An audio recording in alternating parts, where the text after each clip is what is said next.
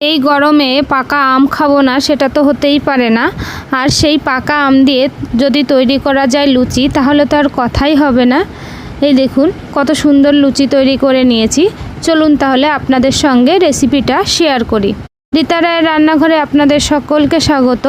লুচি তৈরি করার জন্য প্রথমে আম নিতে হবে, গোটা আম। সেটাকে ভালো করে ধুয়ে মুছে তারপরে সেটাকে খোসা ছাড়িয়ে পাল্প বের করে মিক্সার গ্রাইন্ডারে আমি পিষে আমের শাঁসটাকে বার করে নিয়েছি। এদিকে ময়দা নিয়েছি, বেকিং সোডা, বেকিং পাউডার নিয়েছি। ময়দার মধ্যে আমি সামান্য লবণ দিয়ে দেব। লবণ দিয়ে বেকিং সোডা, বেকিং পাউডার অল্প পরিমাণে দিয়ে দেব। দিয়ে তিনটে জিনিসকে আমি ভালো করে মিশিয়ে নেব। এর মধ্যে খুব ভালো করে মেশাতে হবে।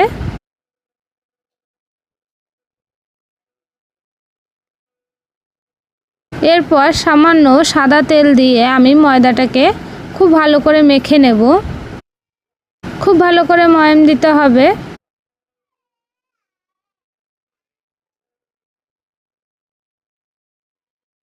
এরপরে যে আমের শাঁসটাকে আমি বের করে রেখেছি সেটা দিয়ে ময়দাটাকে খুব ভালো করে মেখে নেব। এই যে আমের শাঁসটা এখানে একটু একটু করে দিয়ে আমি ময়দাটাকে মেখে নেব। যেমন আমরা সাধারণত লুচি করি জল দিয়ে মেখে নিই, আমি এখানে জলের পরিবর্তে আমের শাঁসটা দিয়ে ময়দাটাকে মাখবো। এখানে কোনো জল ব্যবহার করা যাবে না। এই দেখুন না নরম না শক্ত আমি ময়দাটাকে মেখে নিয়েছি। এবার ময়দার ওপর দিয়ে একটু সাদা তেল মাখিয়ে আমি মিনিমাম আধা ঘন্টার জন্য ময়দাটাকে রেস্টে রেখে দেব। তার ফলে লুচিগুলো খুব ভালো করে ফুলে যাবে।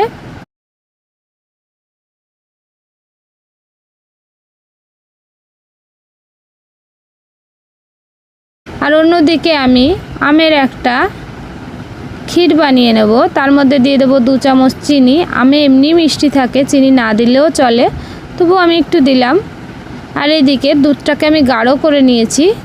আমের মধ্যে দুধ আর চিনি মিশিয়ে রেখে দেব। তেলটা গরম হয়ে গেছে। ময়দা থেকে আমি ছোট ছোট লেচি কেটে নিয়েছি। এবার লুচির আকারে বেলে গরম তেলে আমি লুচিগুলো ভেজে নেব। আমার প্রত্যেকটা লুচি এখানে ফুলেছে, আপনারাও ঠিক এইভাবে করবেন। আপনাদেরও প্রত্যেকটা লুচি ফুলবে আর খেতে খুবই সুস্বাদু হবে। এই দেখুন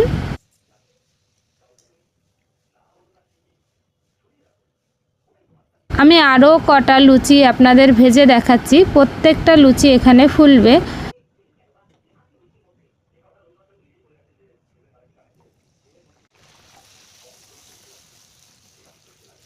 একটা পাশ ফুলে গেলে অপর পাশটাও উল্টে দেবেন।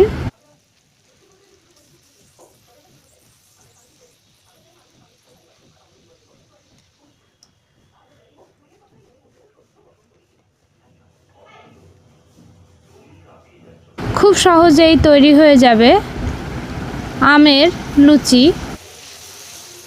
আর খেতে তো অসাধারণই লাগবে।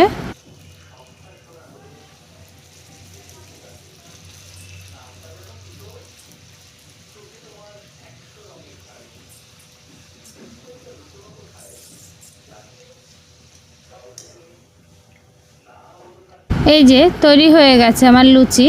এদিকে আমি একটা আম কেটে নিয়েছি আর আম রসটার ওপরে একটু কাজু বাদাম দিয়ে দিয়েছি। প্রত্যেকটা লুচি দেখুন কি সুন্দর ফুলেছে।